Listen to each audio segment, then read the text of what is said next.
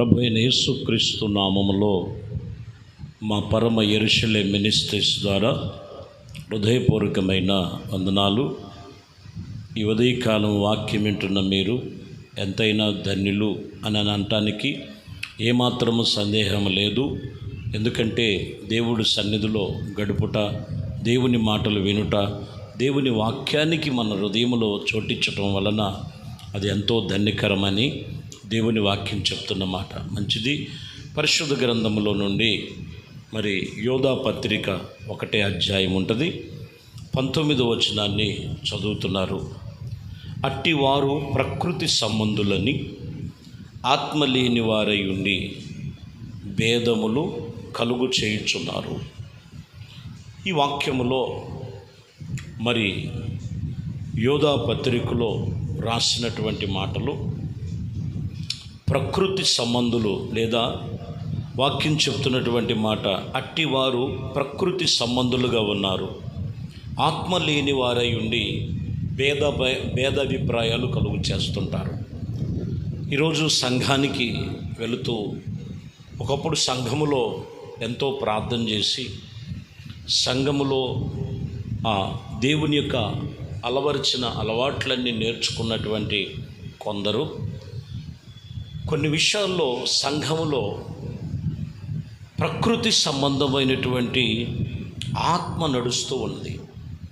ఈ ప్రకృతి సంబంధమైన ఆత్మ ఏం చేస్తుందంటే ఇది అనేకమైన భేదాభిప్రాయాలు కలుగు చేస్తుంటుంది. వాక్యం గద్దించి వాక్యము మాట్లాడుతున్నప్పుడు కొన్ని భేదాలు, మేము ఫలానా వారమనే భేదాలు, మేము కొద్దిగా గొప్ప మేము తక్కువ అనే భేదాలు, ఇవన్నీ కూడా వాక్యం చెప్తున్నమాట ఇవి ప్రకృతి సంబంధమైనవి. అందువలన వారు ప్రకృతి సంబంధమైన ఆలోచన ఎప్పుడైతే వారిలోకి వస్తుందో ఈ భేదాలు ఖచ్చితంగా ఆత్మానుసారమైనటువంటి జీవితాలు వారిలో ప్రభరిల్లవు.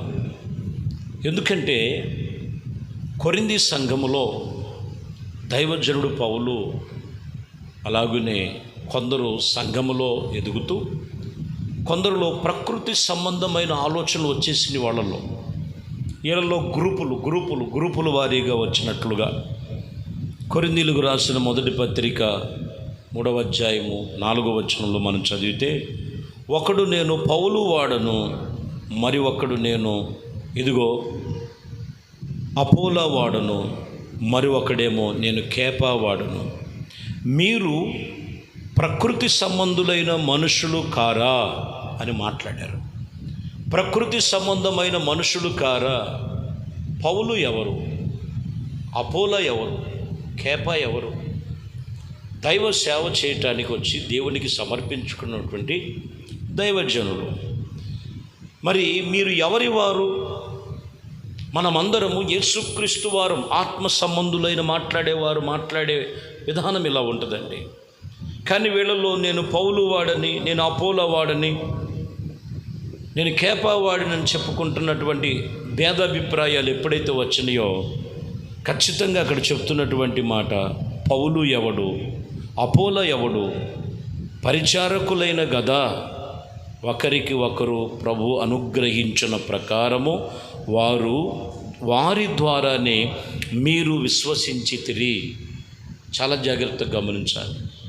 ఎవరు గొప్పవాళ్ళు లేరండి, యేసుక్రీస్తు ఒక్కడే గొప్పవాడు. నేను ఫలానా వారిని అని కాదు. కానీ ఇలాంటి భేదాభిప్రాయాలు పనిచేసేవే ప్రకృతి సంబంధమైనవి. సంఘాలలో ఇప్పుడు ఎక్కువగా ప్రకృతి సంబంధమైనటువంటి వాటి యొక్క పనితనం ఎలా ఉన్నదనేది మెలకువ కలిగి ఉండాలని సంఘము ప్రభు చెప్తున్నటువంటి మాట.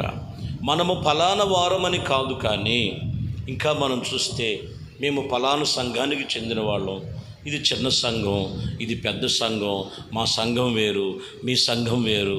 ప్రియమైన దేవుని బిడ్డలారా, ఇటువంటి భేదాభిప్రాయాలన్నీ కూడా తీసివేసి ఎవరైతే ఆత్మ సంబంధులైన వారై ఉంటారో అట్టివారే దేవుని రాజ్యమునకు వారసులుగా ఉంటారు. ప్రకృతి సంబంధులైన వారు ఏం కలుగు చేస్తుంటారంటే భేదాభిప్రాయాలు కలుగుతూ ఉంటాయి.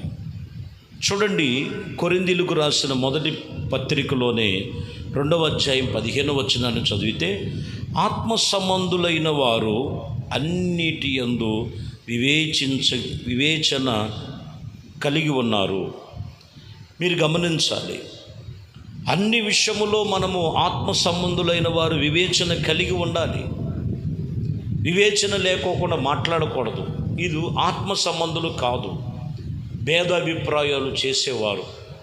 అందుకని లేఖనములు సెలవిచ్చినటువంటి మాటల్లో మనము ఆత్మ సంబంధులుగా ఉన్నామా లేదా ప్రకృతి సంబంధులుగా ఉన్నామా? ప్రకృతి సంబంధమైన మాటలు ఏంటంటే భేదాభిప్రాయాలు కలుగుతాయి. ఆత్మ సంబంధుల కాదా అని తేల్చుకొనటానికి ఆత్మ సంబంధమైన వారిలో అన్నిటి యందు వివేకము కలిగి, వివేచన కలిగి, ఆలోచన కలిగి నడుచుకుంటారు. ఎందుకంటే భేదాభిప్రాయాలు సంఘాలలో కదుపుతున్న రోజులు కాబట్టి భేదాభిప్రాయాలు కాదు, కానీ ఆత్మానుసారులుగా మీరు ఉండాలి. ప్రకృతి సంబంధులుగా ఉండకూడదు, దేవుని సంబంధులుగా మీరు ఉండాలని వాక్యం చెప్తున్నమాట. ఎందుకంటే 1 పేతురు రాసిన పత్రికలో 4వ అధ్యాయము 1వ వచనములో మనం చదువుతున్నాం, ప్రియులారా, అనేకులు అబద్ధ ప్రవర్తలు లోకములోనికి బయలు వెళ్ళి ఉన్నారు కనుక ప్రతి ఆత్మను నమ్మక. ఇదిగో ఆయా ఆత్మలు దేవుని సంబంధులైనవో కావో పరీక్షించుకోండి. ఆ అనుభవాల్లోనికి రావాలి. ఇప్పుడు మీరు దేవుడి వాక్యం వింటున్నాం, మందిరానికి వెళ్తున్నాం, ఎవరు కనపడితే వాళ్ళతో ప్రార్థన చేయించుకుంటున్నాం, మంచిదే, ప్రార్థన చేయించుకోవని దాంట్లో. కానీ నువ్వు చెయ్యి, పరీక్షించుకొని నువ్వు చెయ్యాలి. నీకోసం ఎంతో సంఘంలో సేవకులు ఉన్నారు కదా, ప్రార్థన చేసేవాళ్ళు ఉన్నారు. వారిని కాదని ఎన్నో ఆలోచన చేస్తున్నటువంటి విషయంలో ఇక్కడ చెప్తున్న మాట ఏంటో తెలుసా? సహోదరులారా, మీరు గమనించండి, ప్రియులారా, మీరు గమనించండి. అబద్ధ ప్రవర్తలు లోకములో బయలుదేరి ఉన్నారు. దాని విషయంలో మిమ్మల్ని మీరు, ఇది దేవుని యొద్ద నుండి వచ్చిన ఆత్మ, భ్రమపరిచే ఆత్మ. దానిని మీరు దేవుని సంబంధులైన వారైతే ఖచ్చితంగా వివేచించి ఆత్మ సంబంధమైనటువంటి విషయంలో పరీక్షించుకుంటారు. అప్పుడు ప్రకృతి సంబంధమైనవి వారిలో పనిచేయు. ఆత్మానుసారమైనటువంటి జీవితాలు కలిగిన వారు ప్రతి విషయంలో వివేకము కలిగి ఉంటారు. ఇదే మీకు సూచనలు గుర్తుంచుకోవాలి. ఇంకనూ మీరు గమనించినట్లయితే గలతీయులకు రాసిన పత్రిక 6వ అధ్యాయం 1వ వచనంలో మనం చదువుతున్నాం. 6 వచనంలో, సహోదరులారా, ఒకని ఎడల ఒకడు తప్పిదములు నేను చిక్కుకున్న ఎడల ఆత్మ సంబంధులైన మీలో ప్రతి వాడు తను శోధింపబడదు. నేనేమి అని అతని విషయములలో చూచి సాత్వికమైన మనసుతో అట్టి వారిని మంచి దారికి తీసుకొని రావలెను. చాలా జాగ్రత్తగా గమనించాలి. తెలియని వాళ్ళకి సువార్తను ప్రకటించడం మంచిదే, కానీ ఈరోజు వాక్యం తెలుసుకున్న వాళ్ళు ఏమైపోతున్నారంటే కొంతమంది తప్పు మార్గంలోకి వెళ్ళిపోతున్నారు. తప్పు మార్గంలోకి వెళ్ళిపోతున్నటువంటి విషయంలో, పోండి మీరు ఎటుపోతే మాకెందుకని నువ్వు అనొద్దు. ఇక్కడ పౌలు గారు అదే చెప్తున్నారు. మనం ఆత్మ సంబంధులైన వారు, ఆత్మను చల్లారిపోయే వాళ్ళు ఉంటారు, ఆత్మలో బలహీనమైన వారు ఉంటారు, ఆత్మలో కృంగిపోయిన వారు ఉంటారు. వారిని మనము అన్ని విషయములలో ఇదిగో సాత్వికమైన మనస్సుతో అట్టి వారిని మంచి దారిలోనికి తీసుకురావటానికి మనం ప్రయత్నం, అనగా దేవుని అప్పగించిన పనిలో చాలా జాగ్రత్తగా మనం అనుసరించి నడుచుకోవాలని వాక్యం చెప్తున్నమాట. కాబట్టి ప్రియమైన దేవుని బిడ్డలారా, సత్యమును వారికి బోధించాలి. సాత్వికమైనటువంటి మనస్సు కలిగి ఉండాలి. సాత్వికమైన తలంపులు కలిగిన వారమై ఉన్నప్పుడు అట్టివారు మంచి దారిలోనికి వారిని తీసుకురావటానికి ఎక్కువగా ఆత్మీయతలో మనం నడుచుకుంటాం. చాలా జాగ్రత్తగా గమనించాలి. రోమాపత్రికలో 8వ అధ్యాయము 6వ వచనాన్ని మనం చదువుతున్నాం. ఆత్మానుసారమైన మనస్సు జీవమును సమాధానమై ఉన్నది. ఎక్కడ ఆత్మ ఉంటుందో, దేవుని ఆత్మ వారిలో ఉంటుందో, ఎప్పుడు వారికి జీవము ఉంటుంది, సమాధానం ఉంటుంది. ఆత్మానుసారమైనటువంటి మనసు ఏం కలుగు చేస్తుంది? ఆత్మ ఉన్నటువంటి చోటున జీవము ఉంటుంది, సమాధానం ఉంటుంది. కాబట్టి గలిబిలి చేసేటువంటి ఆత్మలు ఉండవు. గలిబిలి జరుగుచున్నదంటే ఆ వ్యక్తిలో శరీర సంబంధమైనదో, ప్రకృతి సంబంధమైనదో, లోక సంబంధమైనదో వారిలో కలుగుతుంది. కాబట్టి ఆత్మానుసారమైన మనసు మనము కలిగి ఉన్నప్పుడు ఖచ్చితంగా వాక్యం చెప్తున్నటువంటి మాట, ఇదిగో దేవుని సన్నిధిలో వారు సమాధానము జీవములో ఉంటారని వాక్యం చెప్తున్నమాట. కొరింథీయులకు రాసిన పత్రిక 1 కొరింథీ 9:11 మీ కొరకు ఆత్మ సంబంధమైన మేము ఇదిగో విత్తి ఉండగా మీ వలన శరీర సంబంధమైన ఫలములే కోసుకొనుటకు గొప్ప కార్యమా? ఏది గొప్ప కార్యం? వాక్యం ఎంతో సత్యముతో బోధిస్తున్నప్పుడు ఇది ఆత్మ సంబంధమైనటువంటి విత్తుతున్నటువంటి వాక్యం. కానీ కొంతమందికి ఎలా ఉంటుందండి? వాక్యం వినండి, ప్రార్థన చేసుకోండి అంటే ఆత్మ సంబంధంగా విత్తుతున్నాం. కానీ కొంతమంది శరీర సంబంధమైనటువంటి ఫలము కోసము ఒక గొప్ప కార్యమా? ఇది గొప్ప కార్యమా? పిల్లరా గమనించండి, శరీర సంబంధమైనటువంటి గొప్ప కార్యములు ఏంటో. యేసు ప్రభువుని నమ్ముకుంటే ఇల్లు కట్టుకుంటామా, సంపాదించుకుంటామా, పెళ్ళిళ్ళు అవుతాయా, ఉద్యోగాలు వస్తాయా, వ్యాపారాలు వస్తాయా, రోగాలు బాగుపడతాయా? ఇది కన్నా ముందు, వీటికన్నా ముందు లోకములో ప్రభునందుకు రాని వారు కూడా ఎంతో సంపాదన కలిగి ఉన్నారండి. శరీర సంబంధమైన ఆశీర్వాదం కొరకు కాదు.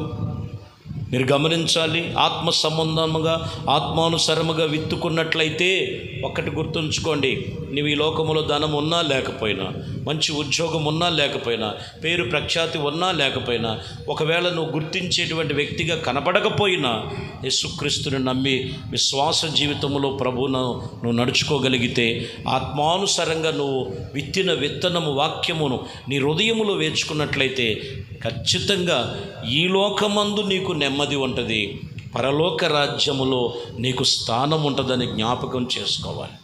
కాబట్టి ఆత్మానుసారంగా విత్తుతున్నాం, శరీరకంగా ఆలోచించద్దు.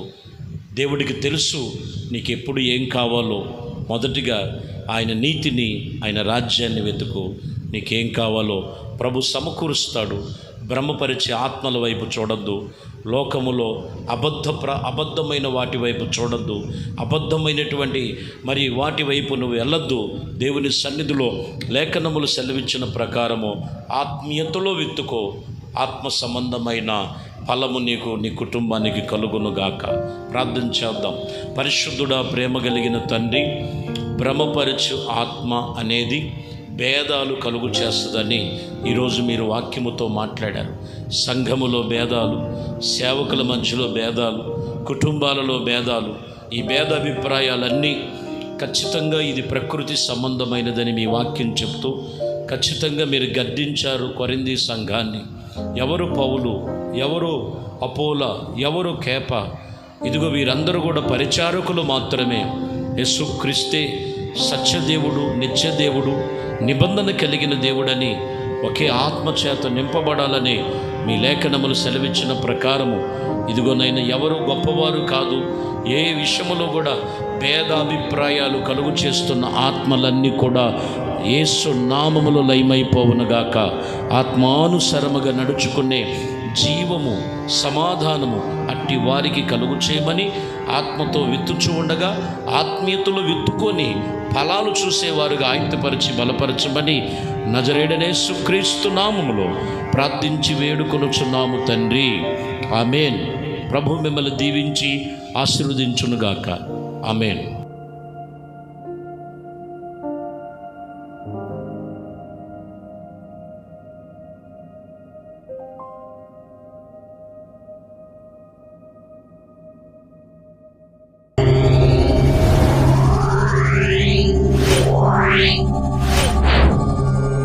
Wow.